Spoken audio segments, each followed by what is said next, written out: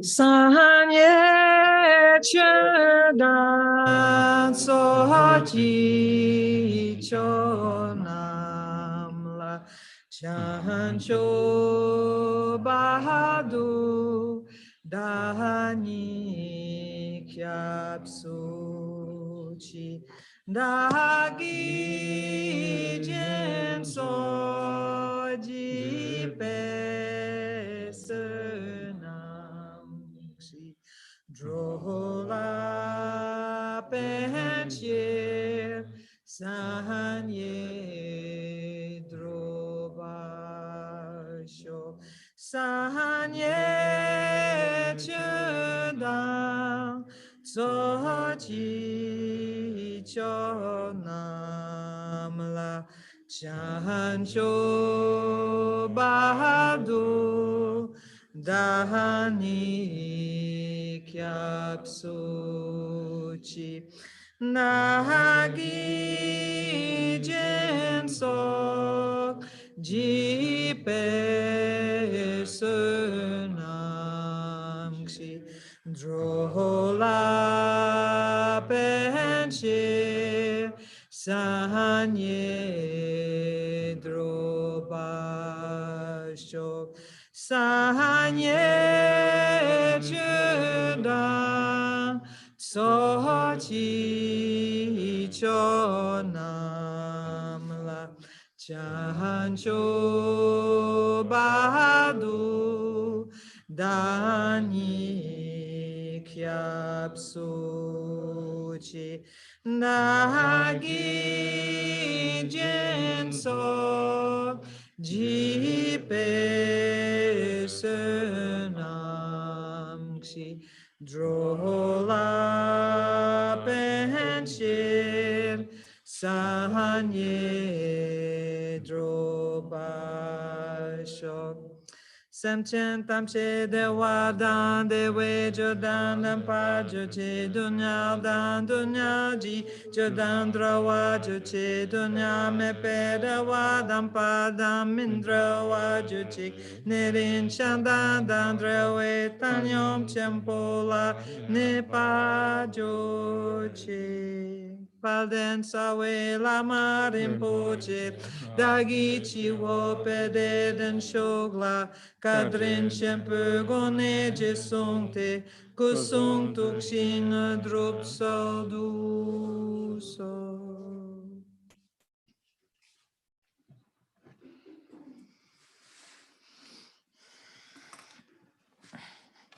So, welcome everybody. And we have been talking about the what we call four foundations past few days. And the last was a little bit more than a week ago.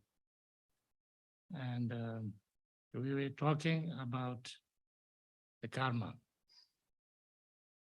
And if I remember clearly,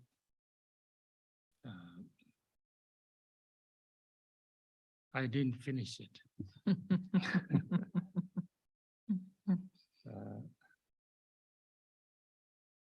We talked a little bit about rebirth, life after life, the continuation.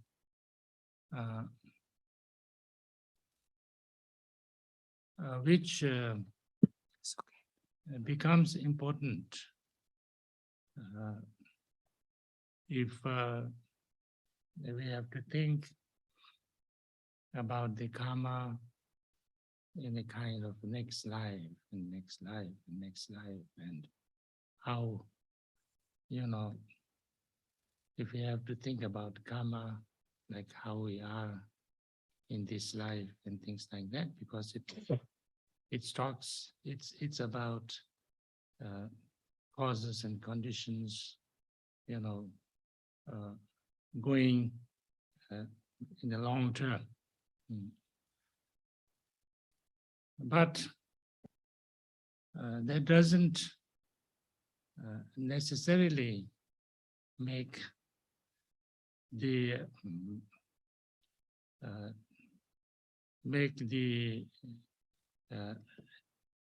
kind of make the importance of doing positive things and not doing negative things less important. I think because this is something that we can actually very clearly understand in this very lifetime, or in a short period of time also. Like if we talk about, 10 virtues and 10 non-virtuous actions, then it is not so difficult to understand the effect of it,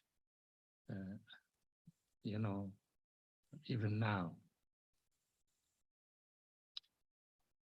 And as you know, Buddhist ethics is very much based on this, based on karma. And ethics, right conduct, is regarded as the most important, actually, in Buddhism. Nagarjuna says,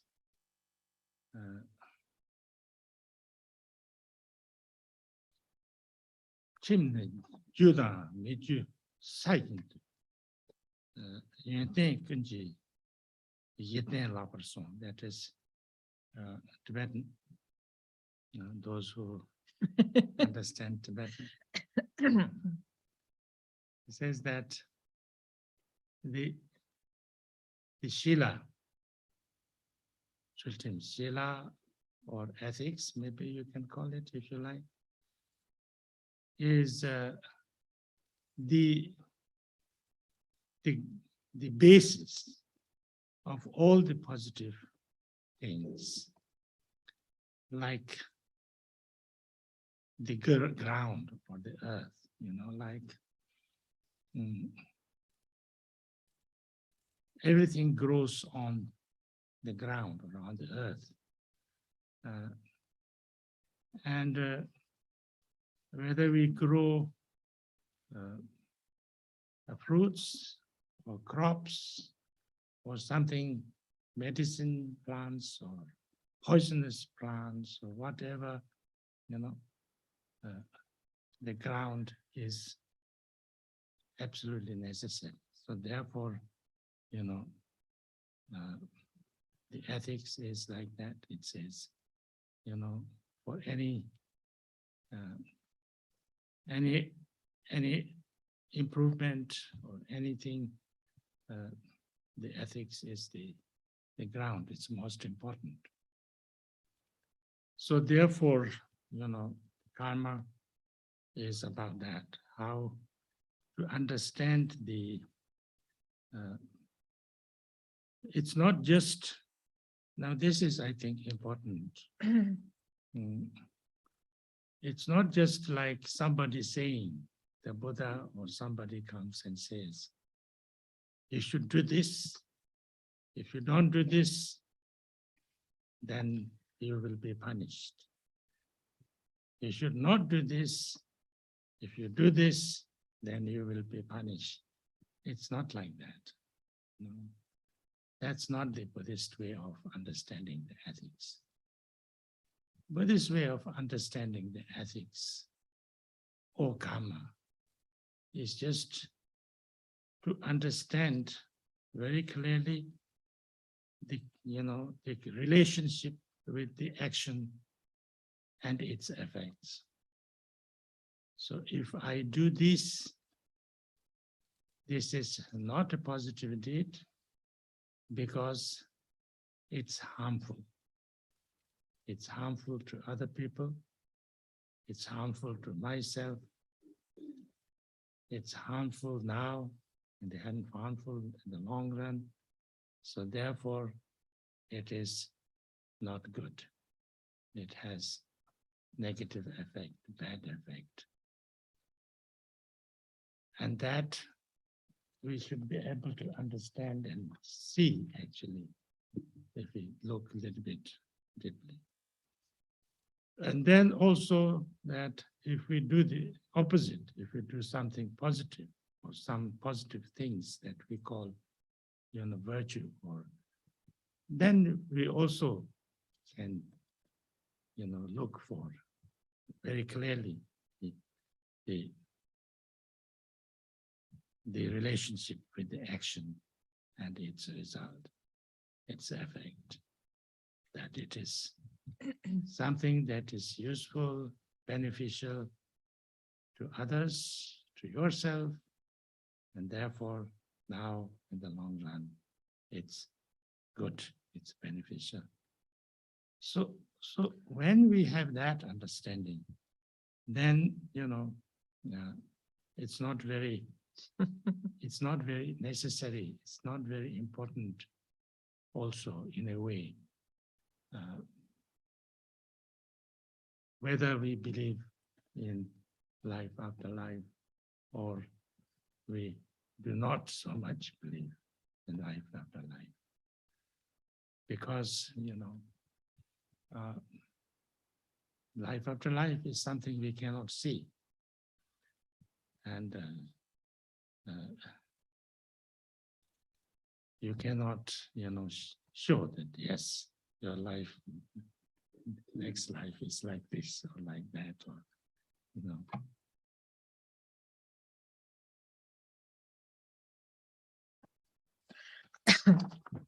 Herzlich willkommen. Und wir befassen uns im Moment mit den 4 grundlegenden Gedanken. Und vor gut einer Woche hatten wir unser letztes Treffen zu diesem Thema und wir haben da über Karma gesprochen und haben dieses Thema noch nicht zu Ende gebracht. Wir haben uns vor allen Dingen unterhalten über Wiedergeburt, über die Fortführung einer Existenz, von einem Leben zum nächsten, zum nächsten, zum nächsten Leben. Und in diesem Bezug, was Karma bedeutet bezüglich des nächsten Lebens zum Beispiel oder des übernächsten Lebens. Tatsächlich ist es nicht mal das Allerwichtigste, Karma als Prinzip zu begreifen, dass man dafür irgendwie sich mit den nächsten Leben befassen muss, sondern Ursache und Bedingungen lassen sich auch in diesem Leben bereits feststellen. Natürlich hilft es, wenn man ein Bewusstsein davon entwickelt, dass Ursachen und Bedingungen eine langzeitliche Wirkung auch haben können.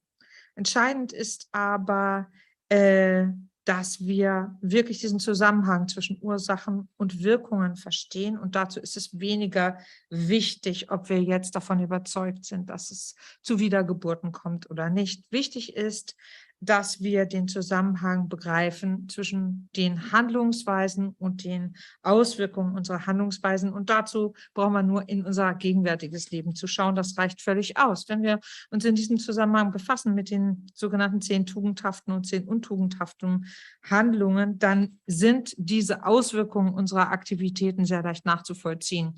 Die buddhistische Ethik, wenn man sie so nennen will, oder die Maßregeln für unser Verhalten basieren auf dem Verständnis von Karma. Das sogenannte richtige Verhalten ist etwas, was im Buddhismus als besonders wichtig betrachtet wird. Nagarjuna hat dazu gesagt, das ist also Shila, auf Tibetisch Zötrim, wir könnten es auf Deutsch mit Ethik oder Verhalten übersetzen, die Grundlage für alle positiven Ereignisse und Dinge sind, die geschehen können. Sie ist also die innere ethische Haltung und das ethische Verhalten ist sozusagen die Grundlage oder der Boden, auf dem alles sich entwickeln kann, alles wachsen kann. Ganz gleich, ob man Früchte anbaut oder Getreide, ganz gleich, ob man medizinische Pflanzen anbaut oder giftige Pflanzen. Alle Pflanzen brauchen einen Boden, auf dem sie wachsen. Und für uns ist Ethik der Boden für jedwede Art von Entwicklung und Verbesserung.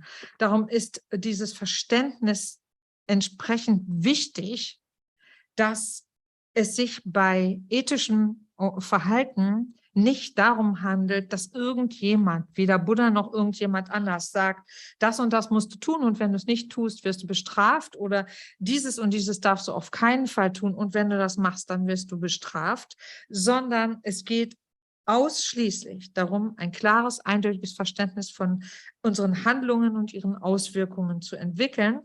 Eine positive, negative Handlung, Entschuldigung, eine negative Handlung erkennt man daran, dass sie wohl sowohl für einen selbst als auch für andere schädlich ist und das kurzfristig wie auch langfristig. Das heißt, dass die negativen Effekte sich auch auf lange Sicht erkennen lassen. Und mit dem Gegenteil verhält es sich genauso mit den positiven Handlungen, das, was wir häufig als tugendhaftes Verhalten übersetzt finden. Auch hier ist es wichtig, den Zusammenhang zwischen der Handlungsweise und den Wirkungen, die gezeitigt werden, dadurch zu verstehen. All die Handlungsweisen sind nützlich und gut, die sowohl mir als auch allen anderen nützen, und zwar sowohl kurzfristig als auch langfristig. Diese Auffassung zu erlangen und zu kultivieren, dazu ist es nicht wichtig, ob man daran glaubt, dass es ein Leben, ein weiteres Leben, eine weitere Wiedergeburt in andere Leben hineingibt oder nicht. Das ist dafür irrelevant, denn wie unser zukünftiges Leben aussähe, ist etwas, was man halt nicht zeigen kann. Man kann dann nicht sagen, so und so wird es werden.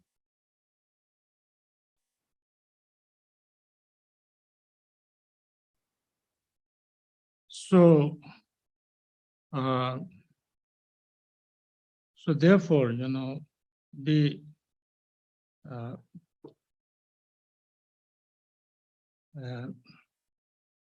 generally the reflection of the karma is to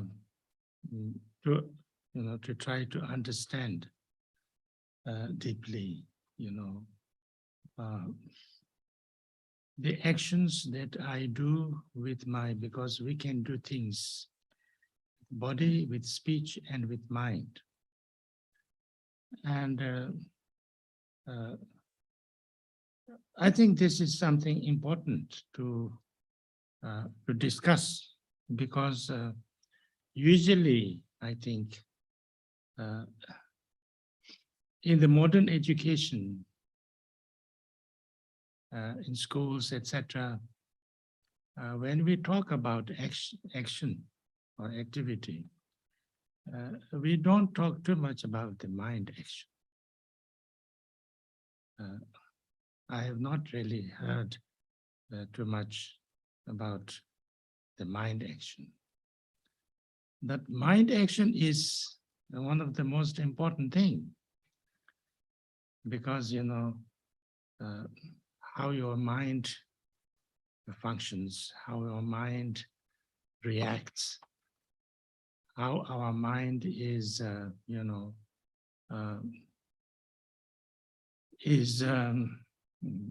how your mind is, this state of mind is, how you think, how you react with your emotions and the habitual tendencies. That actually is the most, the controlling agent of your body actions, body and speech actions.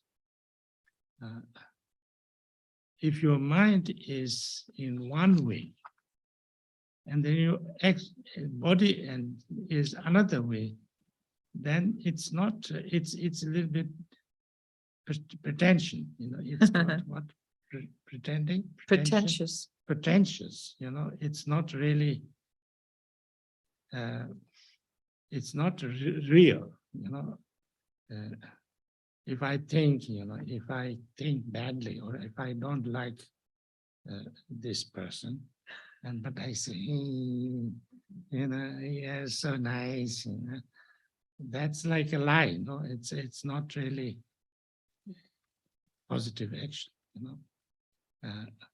So therefore, the mind actually means, thoughts, emotions, reactions, habitual kind of way of being. This is, I think, very, very important because, that's how, how we are actually, how I am, whether a person is a kind person, generous person, positive person or not. Almost totally depends on what kind of, attitude, the mind, emotions, how that person is. So therefore, unless we do something about that, we kind of find a way to a little bit change or improve or transform how our mind is, how our thoughts and emotions and attitude and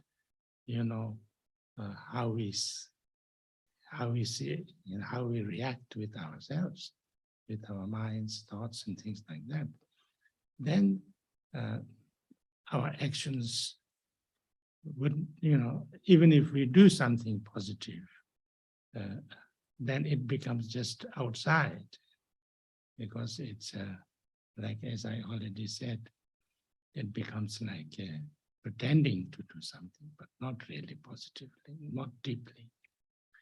But if my mind is, kind of kind and compassionate and really want to do something for the benefit and for the good of people, and with this really good intention, then my action will naturally follow, and that action of my body and speech will become very genuinely positive, and you can actually more or less, yourself feel also, but others also can see. And if I do something positive action with my, how I am or how I think or how I understand deeply the same, my action and my mind is exactly the same way, then if I do something positive, I will feel very happy. I will feel very genuine. I will feel very like,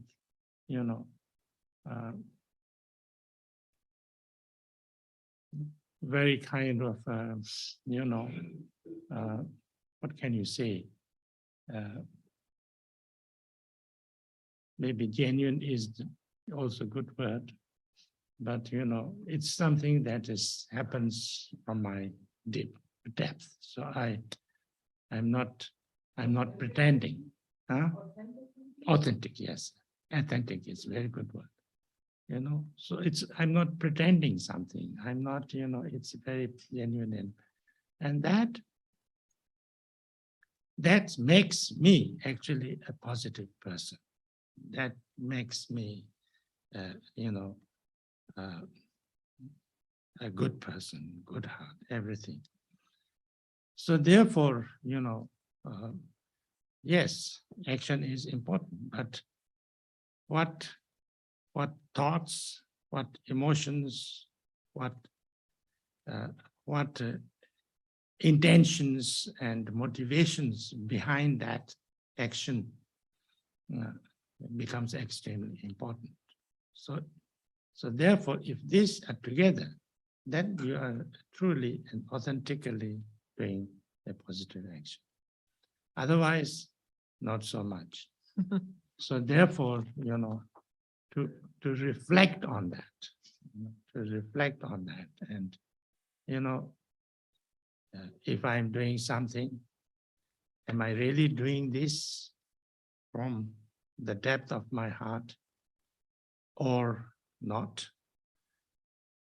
whether my intention and motivation and all this is very proper, authentic, and clear or not, and to try to a little bit, investigate and more, what can you say, more clear about ourselves. It becomes very, very important. And if that happens, then, you are actually, your actions, you are becoming a positive person. And so therefore, that's the basis of all the ethics, actually.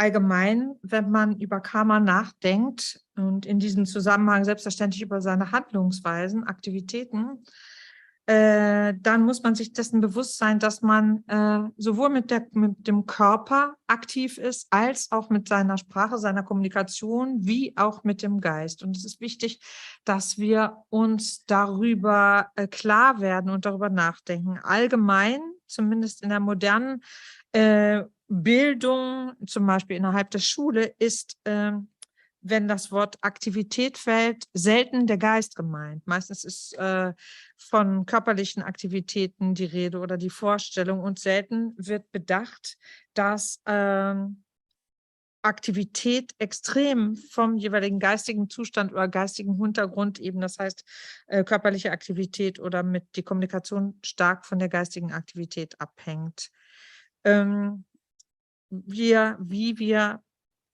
In welchem geistigen Zustand wir uns befinden, wie unser Geist funktioniert, wie unser Geist reagiert, wie er denkt, welche Regungen er entwickelt, welche gewohnheitsmäßigen Neigungen da sind.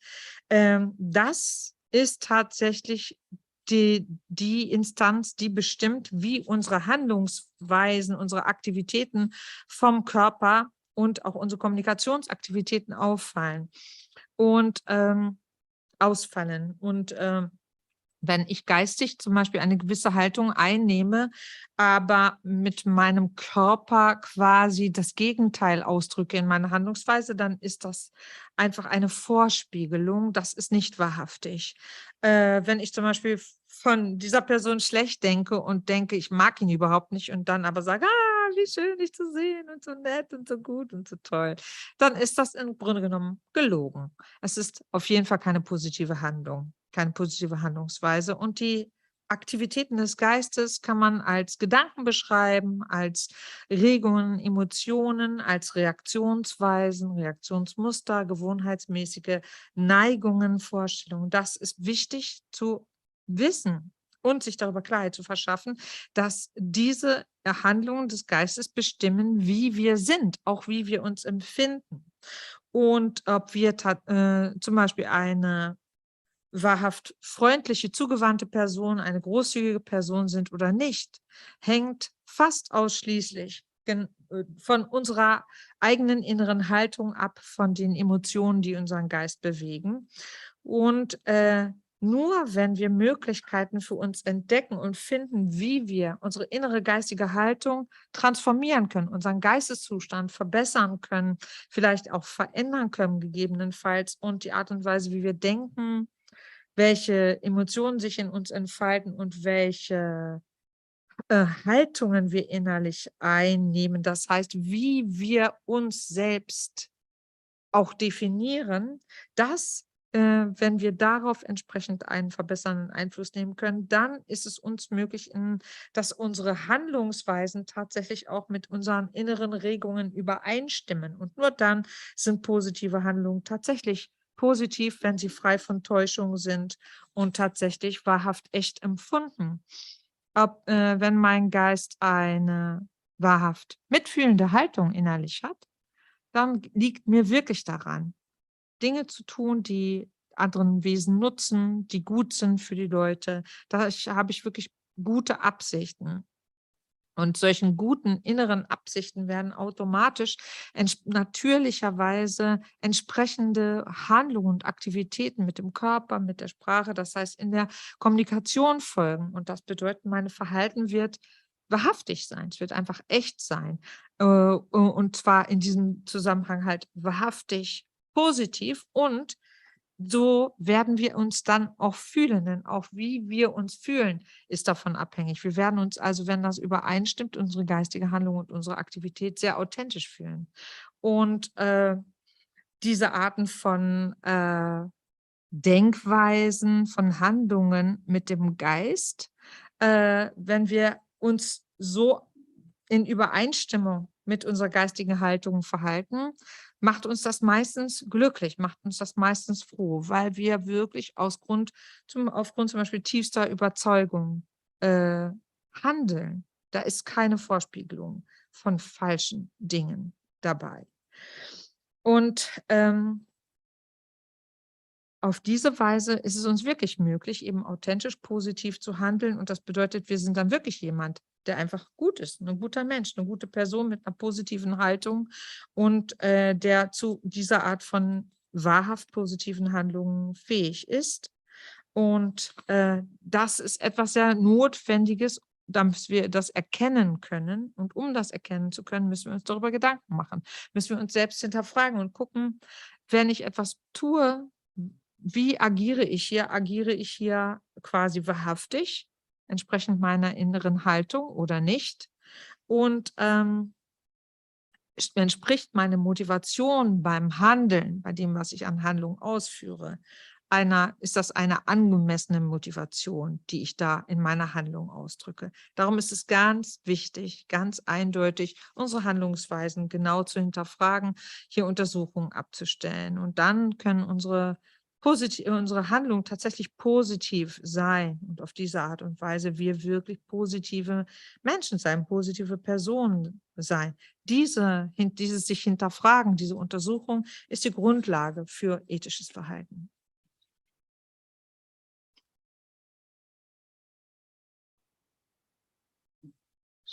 So maybe it's not necessary. Maybe everybody knows very clearly, but I think sometimes these things are so fundamental and so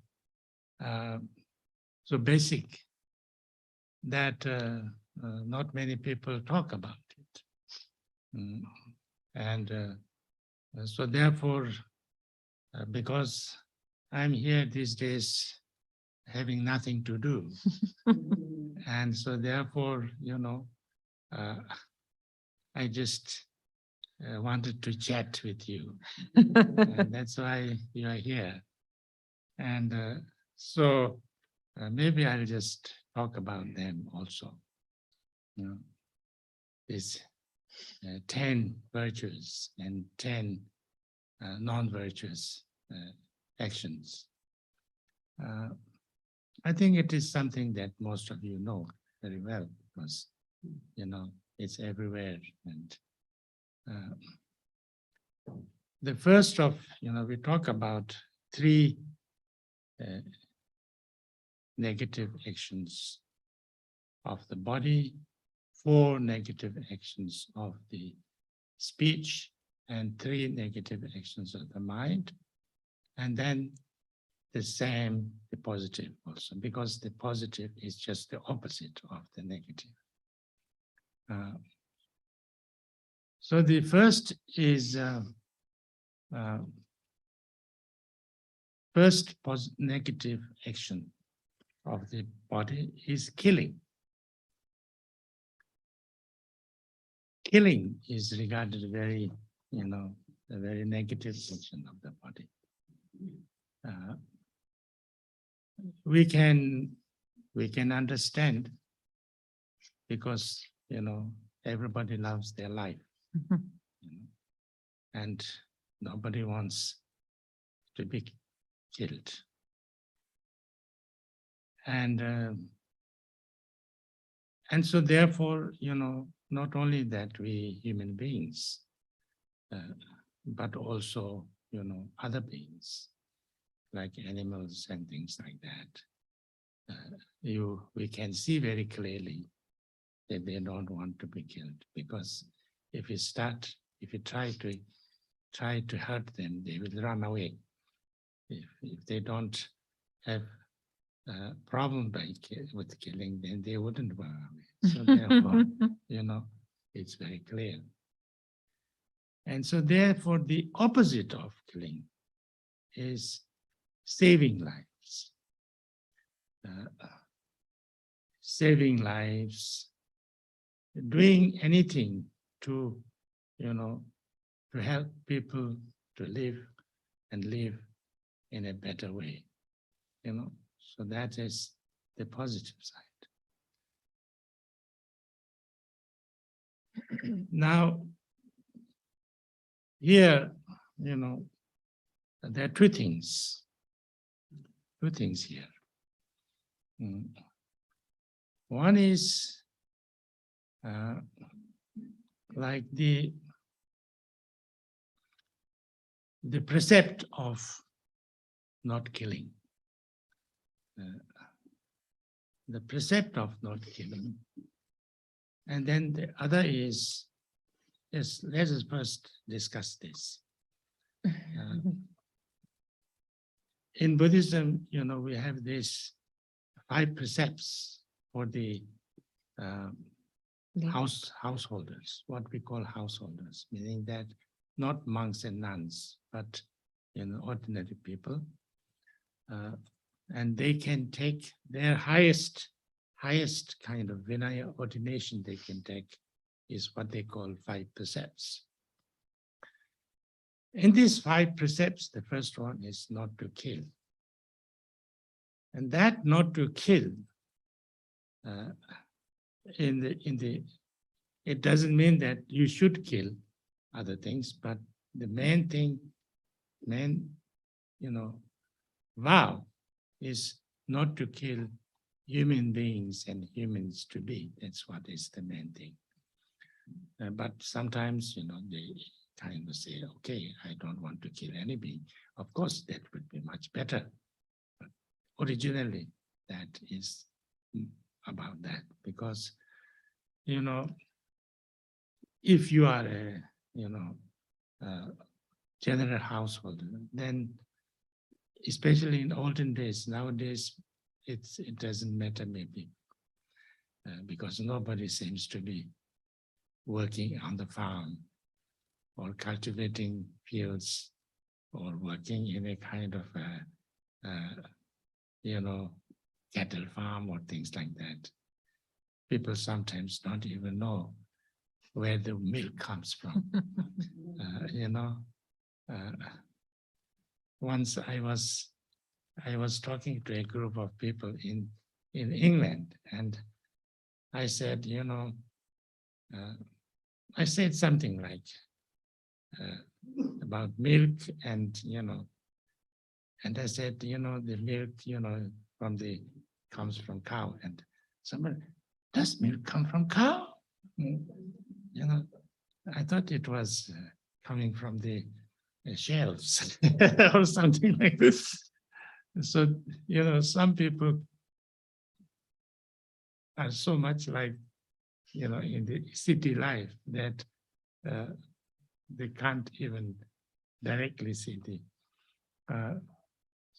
So therefore, it's another matter. But in olden days, everybody had to work on the farm and in the fields and things like that, and it was not possible not to, like kill insects or even animals and things like that. So it was like that. That's one thing. Another thing is, like causing killing.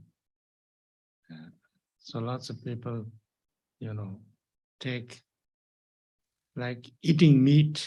Is it okay or not? There's lots of discussion about that. Actually, there is no Buddhist who would say, I think eating meat is good. Eating meat is negative. It's very bad because it is causing killing, you know. Even me, I am still a very bad, you know, non-vegetarian. I eat every meat. I eat beef, which is very bad in India. I eat pork, which is very bad in you know, Muslim countries and Jewish countries. I eat eggs and chicken, which is very bad in Tibet. You know, now of course it's a different. Before, nobody in Tibet ate chicken, eggs, and fish. Yeah. I eat all of them. So I'm the worst.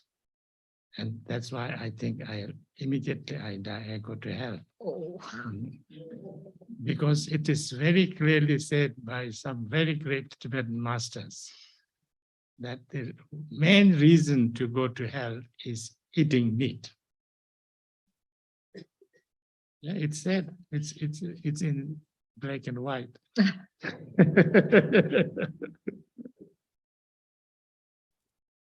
But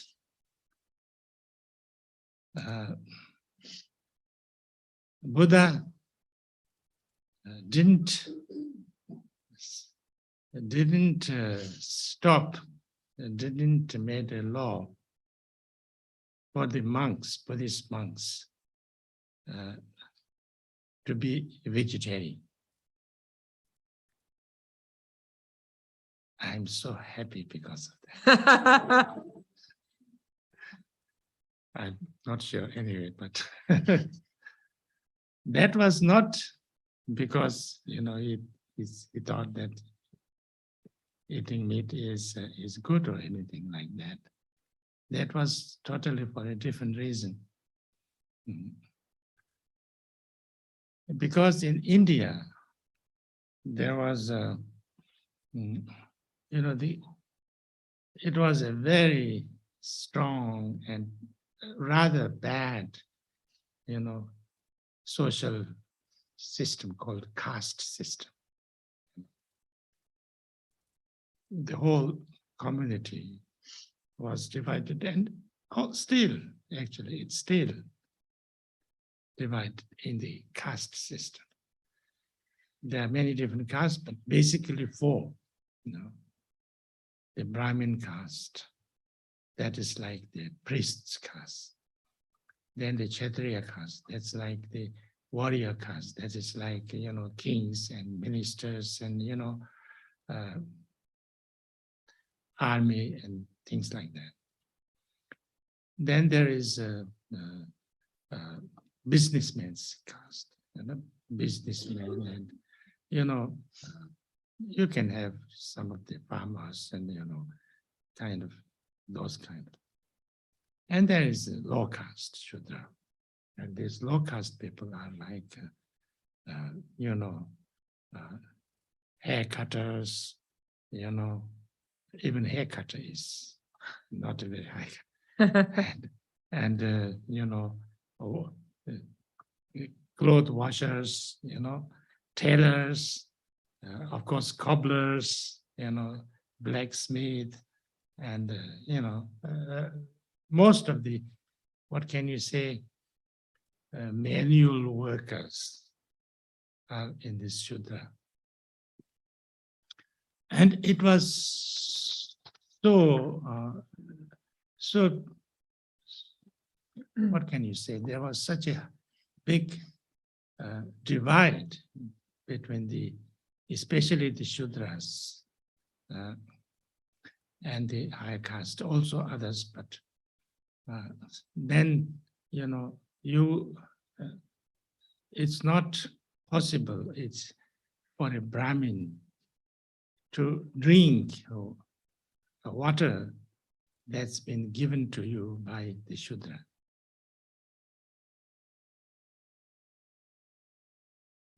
So therefore, it's totally two different, not two, but, more or less different caste systems. And then these castes, the lower castes, are treated quite badly. And Buddha was totally against that. He wanted to totally, do away with this caste system. And that's why, when he created this Sangha called monks Sangha, monks and nuns Sangha, he made sure that, all people from every caste had the exact same status. There was no mention of caste. Actually, that's why they gave different name. When you became a monk or a nun, you got a new name, so that there is no mention of caste. So you don't know which caste you belong to. And then these monks and nuns, they followed a seniority. They followed a seniority kind of order. And that was just the time when you got ordained. Nothing to do with high caste, low caste, nothing to do with higher education, lower education, because higher castes were all high educated and lower castes were not educated.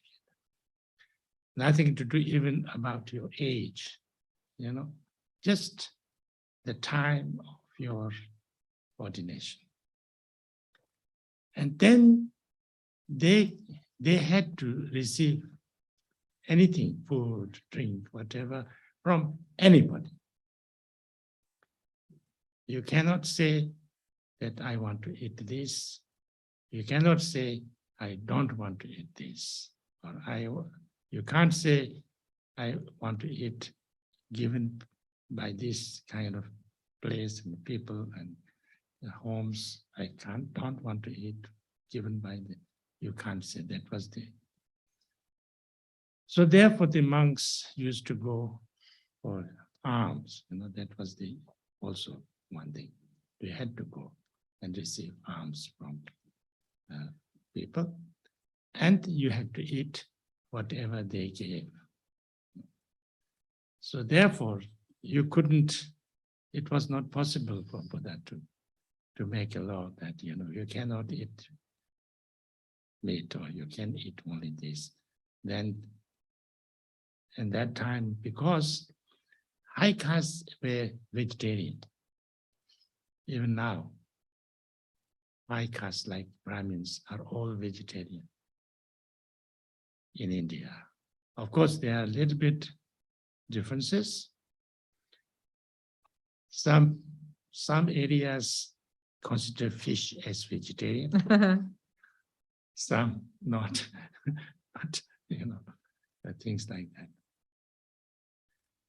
So, but all Shudras, the low caste people, eat anything, and they were mainly hunters and also, everything like that. So they were almost everyone non-vegetarian. That's why, the monks had to be, not necessarily non-vegetarian, but eat everything kind of.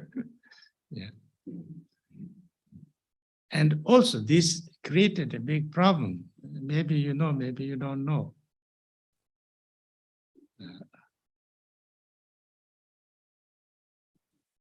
Devadatta. Devadatta was, a cousin of Buddha, and he was always, competing with Buddha. And he became like the worst enemy to Buddha, because every time he wanted to, do against Buddha. He also tried to kill Buddha a few times, But he was also a monk, Buddhist monk. He became a monk of Buddha. And he was not just a monk, he was a very good monk. Of course, he did some bad things like trying to kill Buddha. But he acted very he was very, what do you call it? Very behaved. He kept the ordinations very, very well. And one day, when the whole Sangha was there, he made a proposal. He stood up and said, I have some proposals. And the proposal, I think there was about, I don't remember all, maybe 6 or something. He said, we Buddhist monks eat meat. We eat whatever is given. We eat meat. That's impossible. We should not eat meat. No Buddhist monk should eat meat. Then he said some other things, like we Buddhist monks sleep in houses, and we should not sleep in houses, because some other monks didn't sleep in houses. And things like that, they were very kind of ascetic rules, more ascetic rules for monks, he recommended. Seemed better, seemed more. And then he said, and Buddha rejected. Buddha said, no, I don't accept that. My way is middle way, in the mind, middle way in action, middle way everything. We don't have to be like that. And then he said, okay, in that case, anyone who believes in me, follow me. And anyone who thinks the Buddha is right, then stay here. I'm going. So he walked away, and almost half of the Sangha went with him. And he succeeded in, dividing the Sangha into two, by making this proposal, which looked actually better, stronger. Later on, then everybody came back except him. But anyway, that's another story. So this, he was that adamant. The Buddha was that adamant about keeping the monks not vegetarians completely. But he also spoke about, how bad it is to eat meat to the general people, that it is not good. It's causing, suffering and things like that. So therefore, like in China,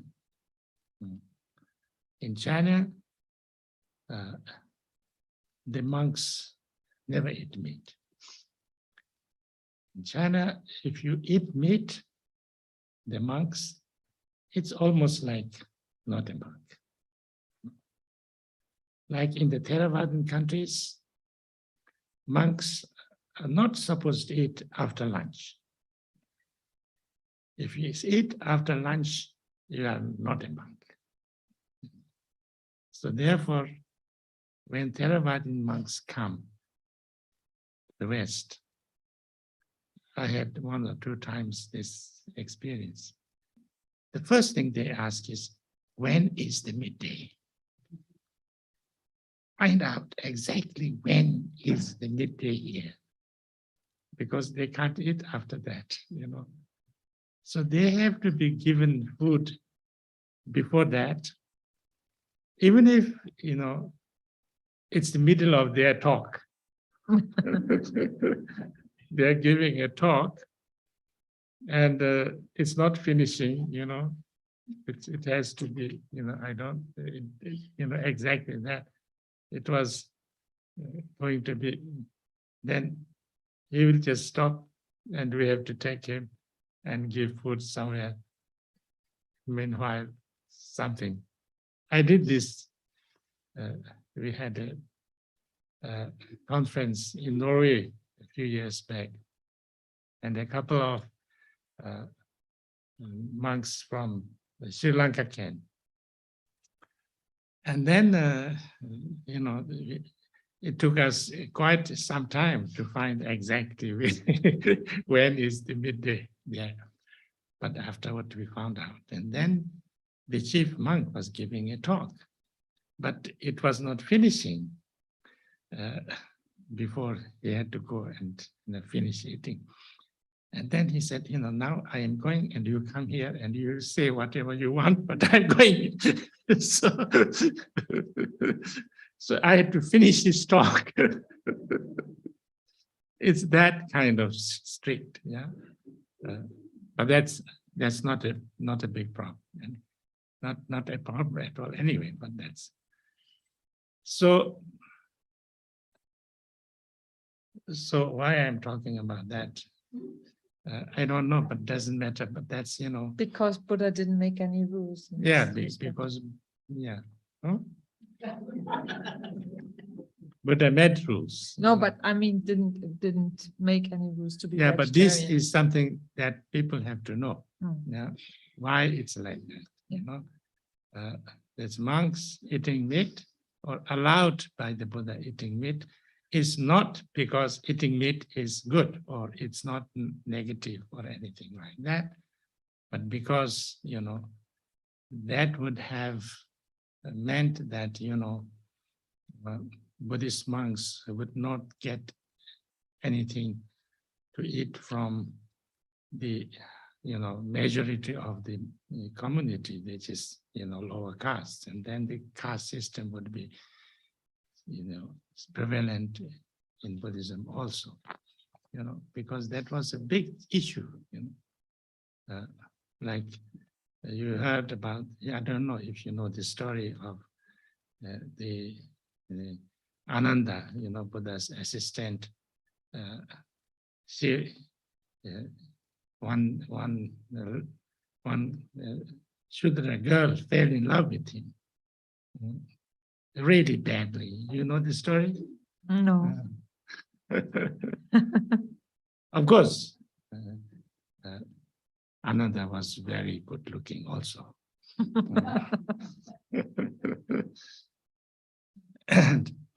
And this Ananda was, walking by himself.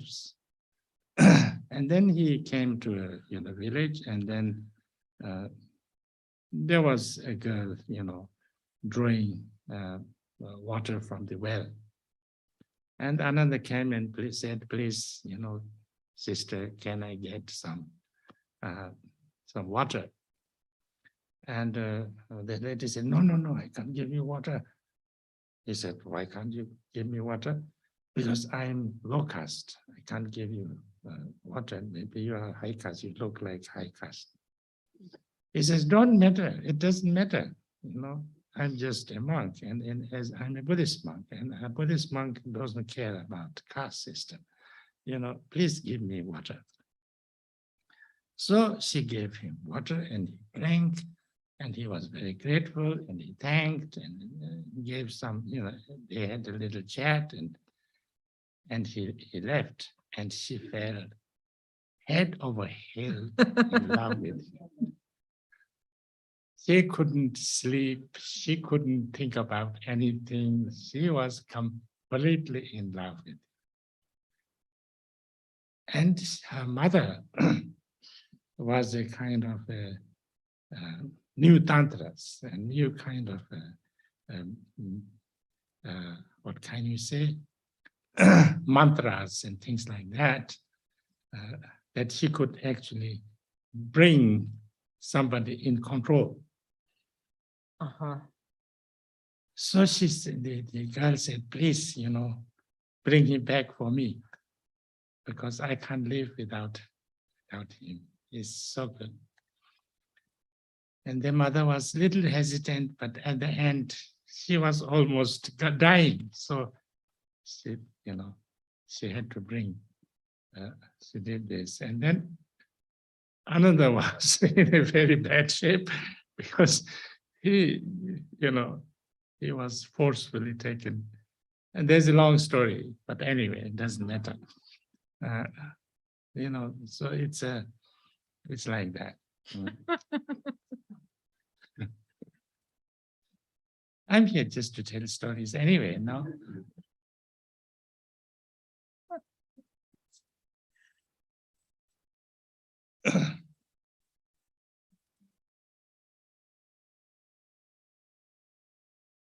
Wichtig ist, dass wir uns darüber im Klaren sind, dass dies wirklich die Grundlage, die Basis für unser gesamtes Verhalten sein sollte und dass allerdings nicht sehr viel über diese grundlegenden Verhaltensweisen gesprochen wird, weil die eben so grundlegend sind. Ich möchte das hier aber trotzdem erwähnen, weil ich Zeit habe und sowieso hier bin. Deswegen möchte ich jetzt auch darüber sprechen. Und zwar über die 10 tugendhaften und 10 untugendhaften Handlungen. Die meisten von euch, und davon gehe ich aus, kennen sich damit aus, haben davon schon gehört, wissen sowieso Bescheid. Es gibt 3 negative Arten des Handelns mit dem Körper und dann eben das Gegenteil dieser negativen Handlungen macht dann eben die 10 tugendhaften Handlungen aus. Es gibt 4 negative Arten des Handelns mit der Sprache oder in der Kommunikation und es gibt 3 negative Arten des Handelns mit dem Geist und eben genauso viele für die positiven Handlungen, die, wie gesagt, einfach das Gegenteil dieser negativen Handlungsweisen sind. Die erste negative Art des negativen Handels mit dem Körper ist Töten. Töten wird wirklich ungeheuer negativ betrachtet, weil jedes Wesen gerne leben möchte und niemand getötet werden möchte. Und das gilt nicht nur für menschliche Wesen, sondern für alle Wesen gleichermaßen, Tiere und alle anderen Wesen auch. Und wir können das auch ganz klar und deutlich erkennen, wenn wir ein Tier verfolgen und es töten wollen, dann läuft es weg. Also das ist vollkommen klar und eindeutig, dass dem Wesen das nicht egal ist, ob es lebt oder umgebracht wird. Sonst würde es ja nicht weglaufen, wenn es ihm egal wäre. Und das Gegenteil des Tötens wäre, Leben zu retten. Das wäre also die erste positive Handlung des Körpers oder mit dem Körper. Das bedeutet, dass wir alles tun, was uns möglich ist, um Menschen zu helfen, zu leben, zu überleben oder ihr Leben zu verbessern. Und hier kommen 2 wichtige Aspekte ins Spiel, nämlich wir müssen über die verschiedenen Arten von Gelübde sprechen, spezifisch hier die 5 Gelübde für die sogenannten Laienpraktizierenden. Das ist quasi höchste Vinaya, also die sind die höchsten ethischen Verpflichtungen, die man sich als Laienpraktizierende oder Praktizierender geben kann. Und das erste von diesen höchsten Gelübden, das man ablegen kann, ist nicht zu töten. Und dieses Gebot, nicht zu töten, oder dieses Gelübde, nicht zu töten, bezieht sich in allererster Linie darauf, keine menschlichen Wesen zu töten und auch keine Wesen, die demnächst ein Mensch sein werden, zu töten. Und natürlich ist es gut und auch besser, wenn man überhaupt keine Wesen tötet, aber diese Gelübde sind gemacht worden zu einer Zeit, wo die meisten Laienpraktizierenden ja ihren Lebensunterhalt verdienen mussten und zu jener Zeit die meisten Menschen auf dem Land gearbeitet haben, auf Bauernhöfen, die mussten Felder kultivieren, Nahrungsmittel anbauen, die haben Umgang mit Vieh gehabt. und so weiter. Und ganz kurzer Einschub von Rinpoche. Ich habe dabei festgestellt, als ich mal in England darüber geredet habe, dass offensichtlich jemand nicht mal sich richtig darüber bewusst war, dass die Milch von Kühen kommt, dass man das also melken muss. Also unser Stadtleben, wie wir heutzutage leben, hat wenig mit den Umständen zu tun, die herrschten, als diese Laiengelübde formuliert worden sind. Zu jener Zeit jedenfalls haben die meisten Menschen einfach auf dem Feld gearbeitet und in der Landwirtschaft gearbeitet. Und wenn man in der Landwirtschaft arbeitet, ist es unmöglich, nicht zu töten. Zumindest wird man auf jeden Fall Insekten töten und solche Sachen beim Felder bestellen und so fort. Und der zweite wichtige Punkt, also der Hauptpunkt ist, keine Menschen zu töten und keine Wesen zu töten, die demnächst ein Mensch sein werden. Und der zweite wichtige Punkt, der zu diesem Gelübde des Nichttötens gehört, ist, keinen Tod zu verursachen. Und das bedeutet, wenn man Fleisch isst, dann verursacht man den Tod von Wesen. Und das ist etwas, worüber es im Moment natürlich auch immer wieder und berechtigterweise sehr viele Diskussionen gibt. Dabei ist wichtig anzumerken, dass es keine buddhistische Regel gibt, die besagt, dass man kein Fleisch essen darf. Aber genauso wenig wird irgendwie gesagt, dass es gut ist, Fleisch zu essen, weil Fleischessen immer mit Töten in Zusammenhang steht. Und ich, sagt Rinpoche, bin da besonders nachlässig. Ich bin nach wie vor kein Vegetarier und ich esse alle Arten von Fleisch. Ich esse Rind, obwohl das zum Beispiel in Indien gerade besonders negativ betrachtet wird. Ich esse Schwein, was für Muslime und für Juden ein No-Go ist. Und ich esse Fisch und Eier und Hühner, was in Tibet einfach lange Zeit vollkommen verpönt gewesen ist. Und jetzt hat sich das ein wenig verändert, aber insgesamt war das dort absolut unmöglich, weil es gegen wichtige Regeln verstößt. Und darum bin ich davon überzeugt, wenn ich sterbe, werde ich direkt in die Hölle kommen, denn das steht wirklich aufgeschrieben in der Unterweisung, dass der sicherste Weg in die Hölle der ist, Fleisch zu essen. Das steht da schwarz auf weiß. Also gehe ich davon aus. Aber Buddha hat nicht gesagt, dass seine Mönche und Nonnen vegetarisch leben müssen. Und das wiederum macht mich total glücklich. Und zwar geht es dass Buddha das nicht als Regel aufgestellt hat. Dabei geht es nicht darum, dass Fleischessen in Ordnung sei oder gut sei, sondern entscheidend ist der Zusammenhang wieder der kulturelle und zeitliche. Denn in Indien ist die gesamte Gesellschaft damals und eigentlich heute auch noch nach wie vor aufgeteilt durch ein sehr grausames Kastensystem. Und es gibt viele verschiedene Kasten, aber im Grundlegenden sind es 4. Einmal die höchste Kaste, die Brahmanen, das ist quasi Priesterkaste. Dann gibt es die zweite Kaste, die Kshatriya-Kaste, die sogenannte Kriegerkaste, wozu zum Beispiel Könige gehören, Minister, Leute, die in der Armee sind, alle, die mit Regierungsgeschäften und so fort zu tun haben.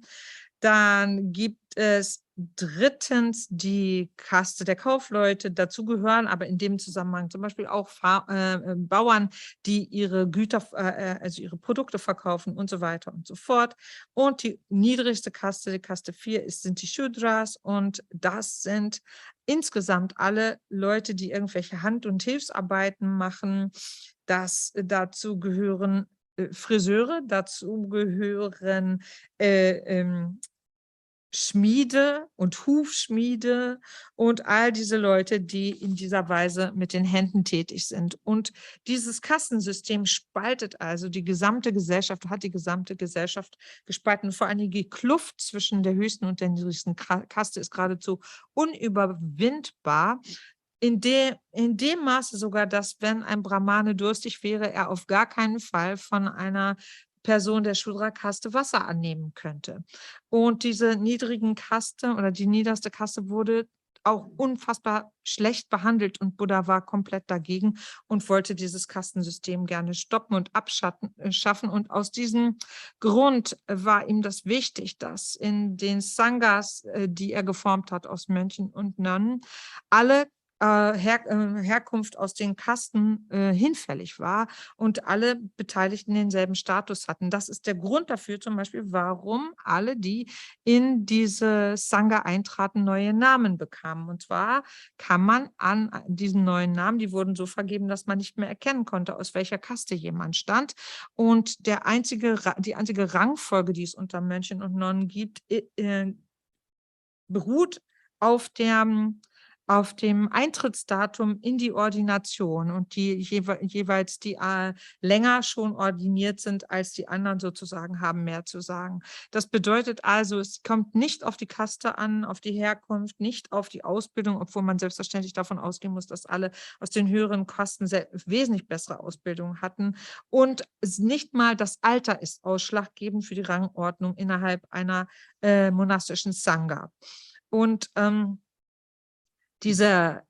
dass Buddha nicht verboten hat, dass Mönche oder Nonnen Fleisch essen, hat damit zu tun, dass es darauf ankam, dass jeder Mönch, jede Nonne von jedweder Person Essen akzeptieren konnte und die Mönche und die Nonnen nicht die Möglichkeit hatten, sich das auszusuchen, von wem sie welche Speisen annehmen oder von wem sie Speisen ablehnen. Denn das System beruht ja darauf, dass Mönche und Nonnen mit ihren Schüsseln Essen erbetteln gehen und deswegen es wichtig war, dass sie, egal von wem sie was bekamen, das annahmen und auch aßen. Und insofern wurde Fleischessen nicht verboten, denn die höchste Kaste, die Brahmanen, sind alle Vegetarier gewesen und sind es auch heute noch bis zum höchsten Tag. Es gibt allerdings regional abweichend manchmal die Vorstellung, dass Fisch auch vegetarisch sei. Und alle Shudras, also alle Mitglieder der niedrigen Kasten, müssen halt irgendwie alles essen. Und viele von dieser Kaste sind zum Beispiel Jäger und so weiter. Und die können sich nicht grundsätzlich vegetarisch ernähren, weil sie einfach nehmen müssen, was sie kriegen können. Und wichtig war einfach, dass Mönche und Nonnen von allen gleichermaßen Essen akzeptieren konnten. Und dadurch wurde aber ein Problem geschaffen. Denn ein Cousin des Buddhas, Devadatta, der stellte sich sehr gerne in Wettbewerb und Vergleich mit dem Buddha. Und eigentlich war er auf eine gewisse Weise sein Feind. Er versuchte sogar mehrmals, den Buddha zu töten. Aber er war ein Mönch des Buddha, also ein buddhistischer Mönch. Und er war auch ein sehr guter Mönch, denn er wusste sich sehr gut und korrekt zu verhalten, jetzt mal abgesehen von den Mordversuchen auf Buddha. Aber er hat das halt für sich so genutzt und als die Sangha komplett versammelt war, hat er mal einen Vorschlag gemacht und hat gesagt, er ist dafür, dass buddhistische Mönche kein Fleisch mehr essen sollten, weil das eben so negativ sei und dass buddhistische Mönche und Nonnen auf keinen Fall in Häusern schlafen sollten, denn es gibt ja Leute, die gar keine Häuser haben und so weiter. Also er stellte mehrere asketische oder forderte mehrere asketische Regeln, die dem äußeren Anschein nach sehr positiv waren, sehr gut waren. Und Buddha wies sie aber allesamt zurück und sagte, wir befinden uns oder wir versuchen hier den mittleren Weg zu gehen, den mittleren Weg für unseren Geist, den mittleren Weg in Bezug auf unser Handeln und Verhalten. Und Devadatta sagte dann, also das finde ich hier zu wischiwaschi, ich bin nicht dafür und ich gehe jetzt. Und alle, die für Buddhas Vorstellung und Idee sind, sollen bei Buddha bleiben und alle, die meiner Meinung sind, sollen mit mir kommen. Und dann kam wirklich fast die Hälfte der Sangha mit ihm. Allerdings nachher kamen fast alle wieder zurück zu Buddha, bis auf Devadatta halt. Und Buddha hat also aus diesen Gründen seine Mönche nicht dazu aufgefordert, als Vegetarier zu leben. Denn es war entscheidend, dass auf dieser Grundlage der großen gesellschaftlichen Spaltung es notwendig war, dass Ordinierte von jedweder Art von Person Speisen akzeptieren konnten und auch verspeisen mussten, um diese Teilung zu überwinden. Die chinesischen Mönche hingegen zum Beispiel essen niemals Fleisch. Und wenn ein chinesischer Mönch Fleisch isst, wird er quasi schon nicht mehr als Mönch betrachtet. Und bei den ordinierten Theravada-Traditionen geht es noch weiter. Da wird nicht nach dem Mittag, nach dem Mittagspunkt, dem Höchststand der Sonne mehr gegessen. Und wenn ein Theravada-Mönch dagegen verstößt, ist er quasi schon kein Mönch mehr. Ich habe das tatsächlich eine lebendige Erfahrung davon gemacht, als wir bei einer Konferenz in Norwegen waren vor einiger Zeit, wo auch Mönche aus Sri Lanka da waren. Und deren erste Frage war wirklich hier, okay, wann ist hier der höchste Sonnenstand? Das müssen wir unbedingt rausfinden. Und es ergab sich tatsächlich, dass also ist wirklich eine Regel, die sehr strikt durchgeführt wird, dass der Hauptmönch dieser Gruppe einen Vortrag gehalten hat und der dann zu mir gesagt hat, okay, ich muss jetzt hier Mittagspause machen, weil jetzt ist der höchste Sonnenstand und ich gehe jetzt und muss was essen und bitte halt du doch bitte hier meine Rede zu Ende oder meinen Vortrag. Und so habe ich halt den Vortrag für diesen Mönch zu Ende gehalten, weil diese Regel so strikt ist. Also es ist wichtig für uns, dass wir verstehen, woher diese Regelungen kommen, welchen Hintergrund die haben und warum nicht kategorisch gesagt wird, Fleischessen sei negativ oder kein Fleischessen sei positiv, denn es ging um komplett andere Dinge dabei. Es gibt mehrere Sachen, die sich darauf beziehen, auf diese Regeln und warum es wichtig ist, diese Regeln nicht so eng zu sehen. Zum Beispiel gab es ja den Assistenten Buddhas oder seinen Attendant Ananda, in den sich mal ein Mädchen aus der Shudra, also aus der niedrigsten Kaste total verliebt hat. Also ganz und gar. Ananda sah auch gut aus, sagt Rinpoche. Jedenfalls war er allein unterwegs in einem Dorf und ein Mädchen war gerade am Brunnen und schöpfte Wasser und er bat das Mädchen, ihm Wasser zu geben und das Mädchen sagte, ich kann Ihnen leider kein Wasser geben, denn ich komme aus der niedrigsten Kaste und Sie sehen jemand aus, der aus einer hohen Kaste kommt. Und er sagte dann, das ist ganz egal, denn ich bin buddhistischer Mönch und das spielt das alles überhaupt keine Rolle. Bitte gebt mir Wasser.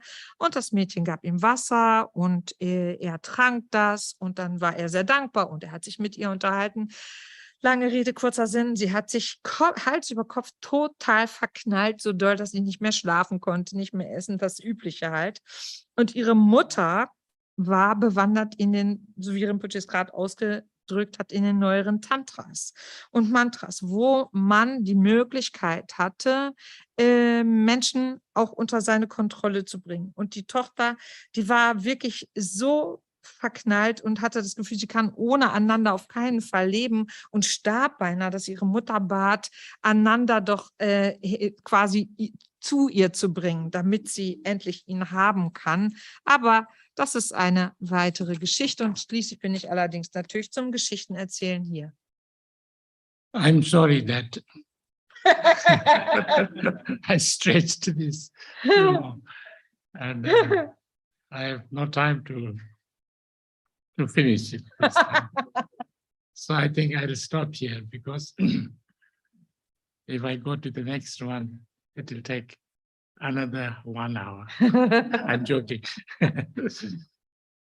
I think I'll just stop here because, I talked nonsense for too long. Huh? Yeah.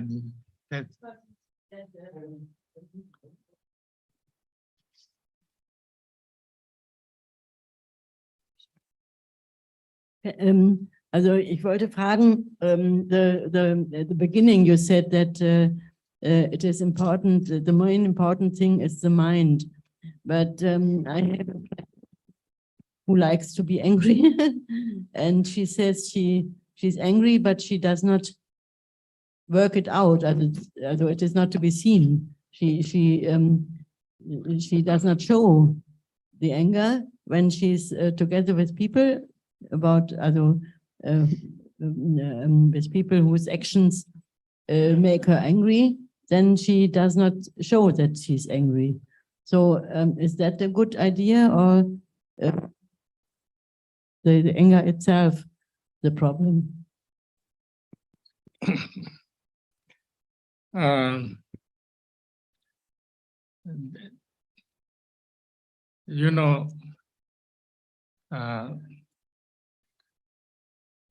If she can control that she doesn't show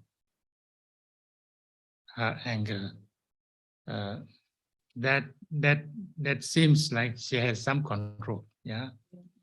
And maybe it's better. I think it's good because she knows that anger is going to cause problems for her and for others. That's why she doesn't want to show, no? Otherwise she would show. But of course, it would be much better if she found a way of thinking, way of saying, way of some kind of that she didn't have to get angry. Yeah, it would be better, because then she didn't have to kind of show something and be something else. Yeah, but I think it's better than showing it and also have fighting with everybody. That is much worse.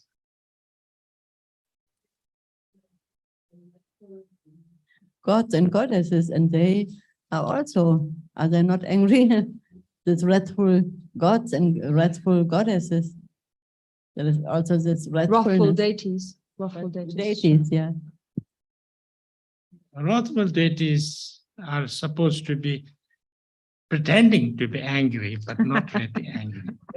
That's supposed to be like that. Because you're wrathful. Wrathful means like, if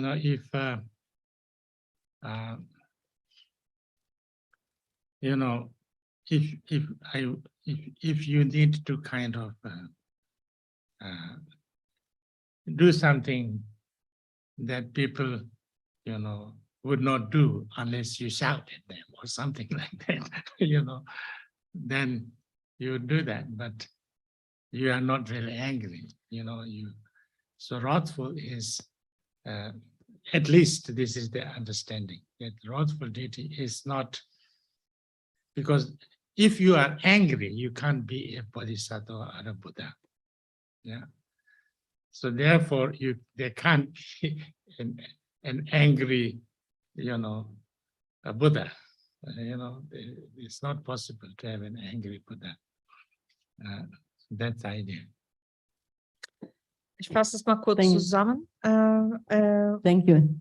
Und die Frage von Carola war einfach, dass sie eine Freundin hat, weil Rinpoche ja am Anfang gesagt hat, dass es entscheidend auf die Haltung des Geistes ankommt, dass sie eine Freundin hat, die sagt, sie wird schnell wütend und zornig, aber sie zeigt ihre Wut nicht, ihren Zorn nicht, sie drückt den nicht aus. Und die Frage ist dann, ist das eigentlich gut oder ist das dann unter dieser Maßgabe eigentlich nicht gut oder ist der Zorn das Problem? Und Rinpoches Antwort darauf war, wenn sie ihren Zorn nicht auslebt oder nicht ausagiert, ihre Wut nicht zeigt, dann zeigt das ja schon oder weist das auf zwei Dinge hin. Einmal, dass sie tatsächlich eine gewisse Kontrolle hat über ihre Empfindung, über ihre Emotionen und zweitens, dass sie sich selber offensichtlich dessen bewusst wird, dass wenn sie den Zorn einfach so freien Lauf lässt, dass das Schwierigkeiten schafft und dass das keine gute Idee ist, weil es sowohl für sie selbst als für andere eben auch Schwierigkeiten schaffen würde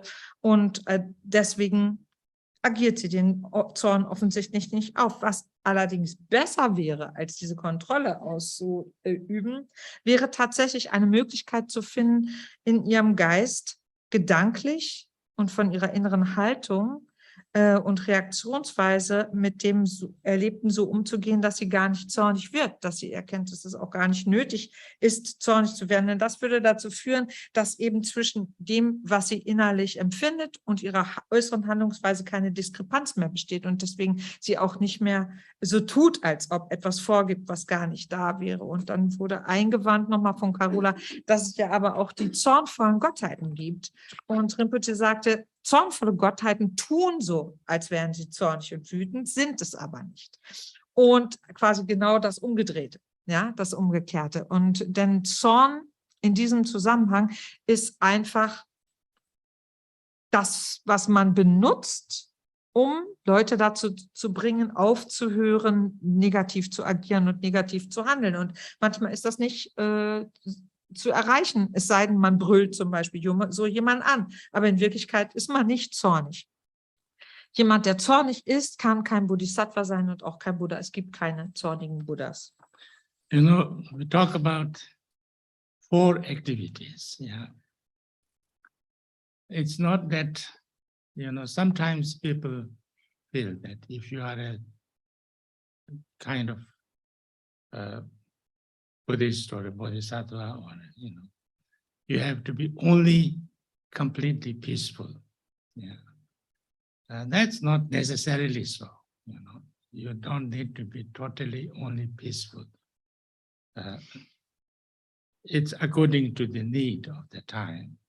If it is really useful, beneficial for for the greater good and things like that, you can act peacefully, progressively, powerfully, and wrathfully. Yeah, four. And wrathfully means like you can use wrathful means with compassion. Yeah, with the intention to do something good. With the the motivation has to be to help, to benefit, especially for that person and for everybody. If with that, then you do something a little bit more strongly or wrathfully, is also regarded as a positive. Und wir haben hierzu, oder hierzu ist von den sogenannten 4 Aktivitäten die Rede. Häufig herrscht die Vorstellung, dass Buddhisten oder Bodhisattvas immer nur friedfertig sein sollten oder sein müssten, aber das ist nicht notwendigerweise der Fall, sondern das Verhalten von Buddhisten und Bodhisattvas muss jeweils gemäß der Notwendigkeiten der Zeit angepasst und angemessen sein. Und wenn es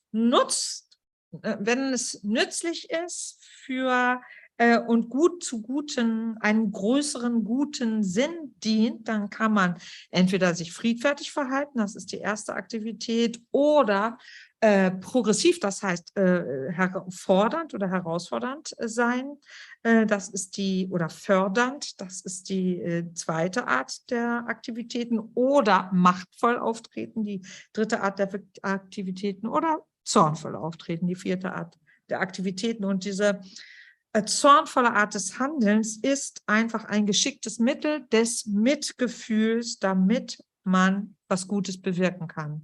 Und das heißt, was immer an Handlungsweisen dem Wohl jeweils der einzelnen Wesen oder Personen dient, das nutzt man als Verhalten. Und in diesem Zusammenhang kann es auch mal notwendig sein, sehr kraftvoll oder zornig aufzutreten, und das wird als positive Handlung bewertet. We have a few questions from Sherapa, our French translator. And his first question was, what does it mean to meditate on impermanence? What is the difference between reflecting, contemplating impermanence and actually meditating over it? Is there any difference? How can we be sure of whether we actually meditating on impermanence or not just reflecting on it? I think when you are talking about meditating on impermanence, I think it is reflecting and reminding. It's the meditation is like that. The Sanskrit word is to kind of a samadhi and things like that. And the Tibetan word is gom. Sanskrit word is to focus, to concentrate.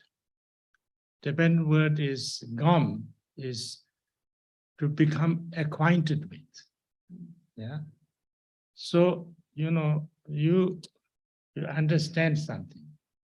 That's different. Yeah. You know that, say like impermanent. You know that everything is, things are changing, things would change. That's but you kind of, that can become, deeply, you become very like, your awareness of that everything is impermanent becomes very, very acquainted with. Then your way of, your attitude, your way of looking at life will be slightly different, like we all know that things are changing and things like that. And we all know that, we will all die. And we all know that we will not live more than 100 around. But if we look at our, how we act, we seem to be preparing to live at least 500 years, if not 1,000. Yeah. So that's because we didn't meditate. Whether you call it reflection, whether you call it meditation, whether you call it mindfulness, but it didn't go deep. That's the idea, I think. Because if impermanent becomes more clear and more deep, then you would not create lots of fights. Yeah, you would not want to kill lots of people to get something, because I might be dead before that happens. And, if I conquer another country and then, next year I'm dead. So why should I do that? There are lots of things of the, so therefore, this is, I think that's the main thing.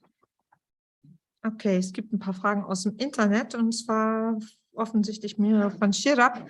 Die erste Frage bezieht sich auf das sogenannte Meditieren, wie wir auf Deutsch so schön sagen, über Vergänglichkeit oder Reflexion über Vergänglichkeit oder Kontemplation über Vergänglichkeit. Wo sind denn da die Unterschiede? Wir haben ja verschiedene Begriffe hier. Gibt es da überhaupt Unterschiede? Und falls ja, was sind die Unterschiede?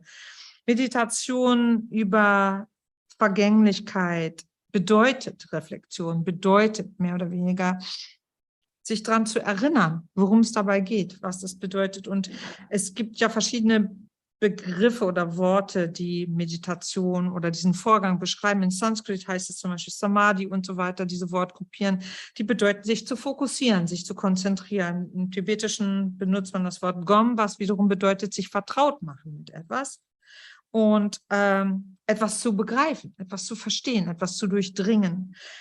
Über das Prinzip der Vergänglichkeit sind wir uns alle irgendwie bewusst und im Klaren. Wir alle wissen, dass Dinge sich verändern, dass Sachen vergänglich sind.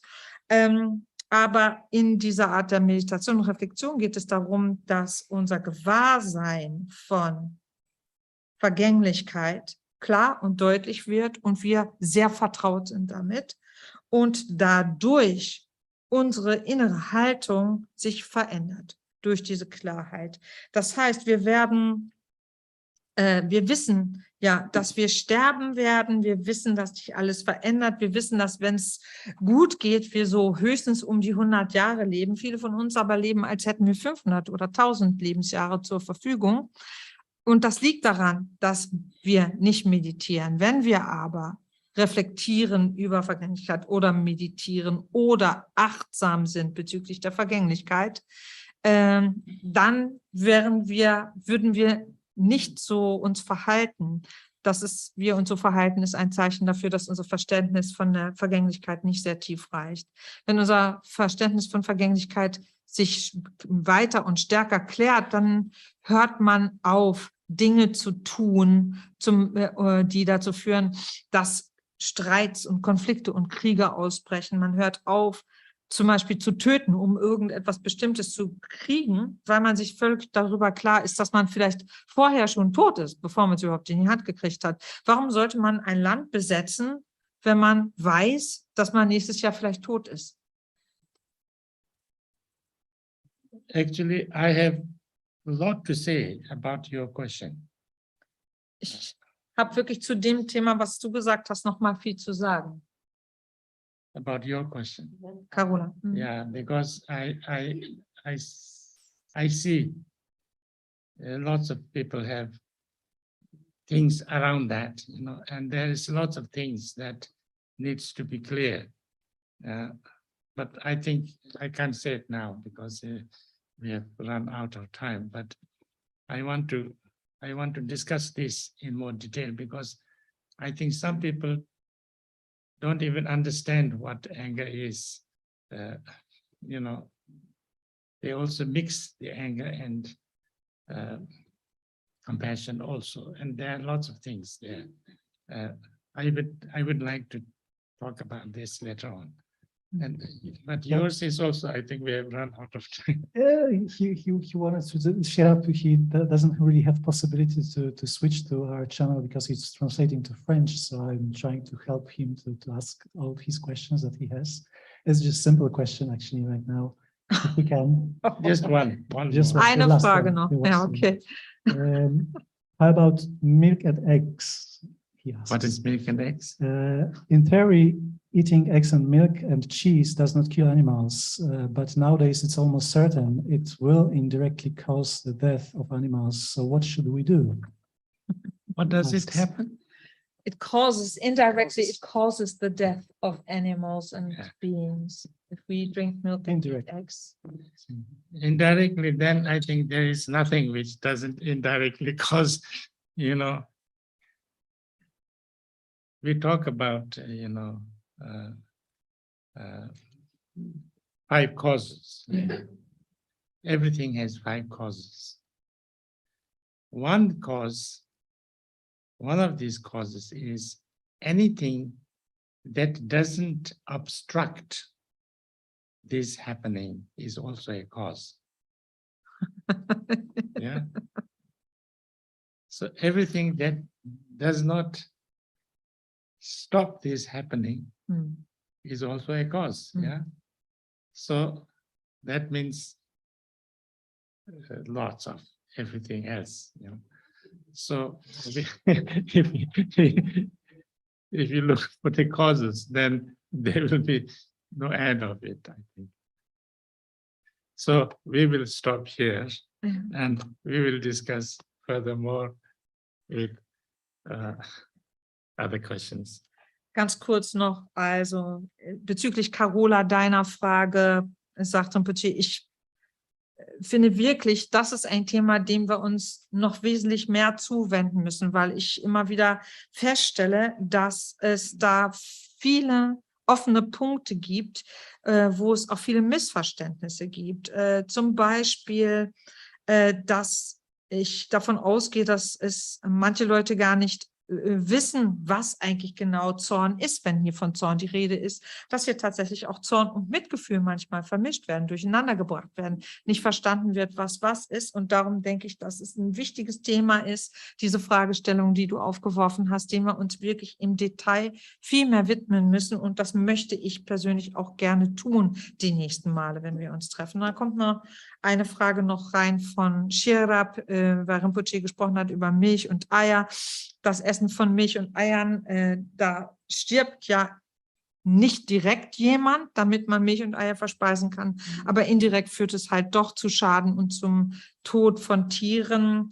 Und Rinpoche sagt, das ist der entscheidende Punkt. Es gibt eigentlich nichts, was wir tun könnten oder tun würden, was nicht zum Tod von irgendwem führt. Wir können das nicht vermeiden. Dazu werden die 5 Ursachen benannt, die 5 Ursachen, die dazu führen, dass die Dinge sind, wie sie sind. Und eine dieser Ursachen, dass Dinge sind, wie sie sind all diese Ursachen, die nicht die Ursachen verhindern, die bestimmte Dinge erzeugen. Das heißt, auf dieser Basis ist quasi immer alles mitverantwortlich dafür, dass bestimmte Sachen passieren. Es ist eine Unzahl von Ursachen und Gründen, die zu bestimmten Ergebnissen führen. Es ist also ein Riesenmix von Sachen. Und wenn wir anfangen wollen, die Ursachen im Einzelnen zu beleuchten, dann gibt es kein Ende. Wir Thank you. hören jetzt auf, das ist das Ende. Okay, die Widmung, ich weiß nicht, wo die hier Salam steht. di tamje 18. jebanye Tomne, tome Yepe, Dranam, Pamchen, Shegana Shegana, Bala, Dropai, Sipe, Supe, Drova, Drova, Shio.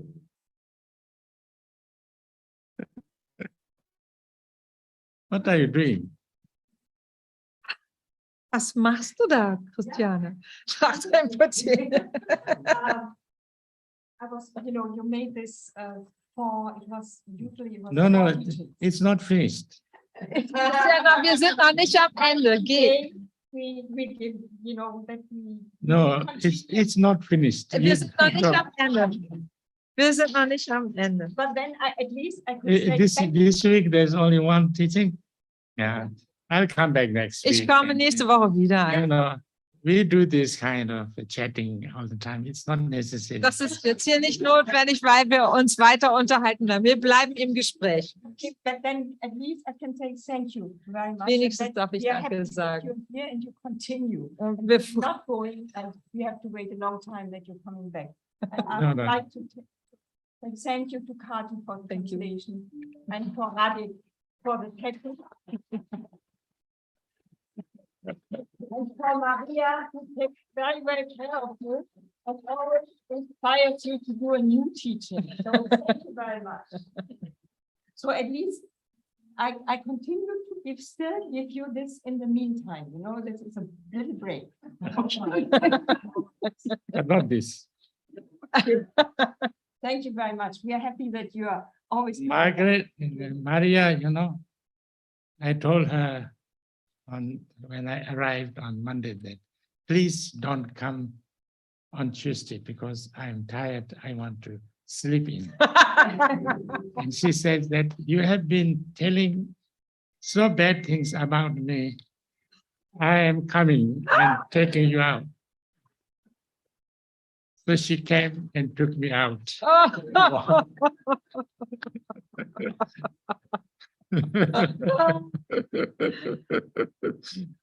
So we made a long walk,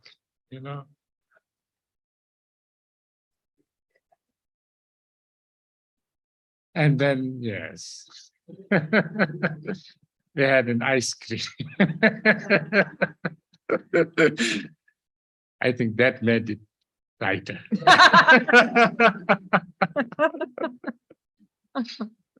Okay, thank you.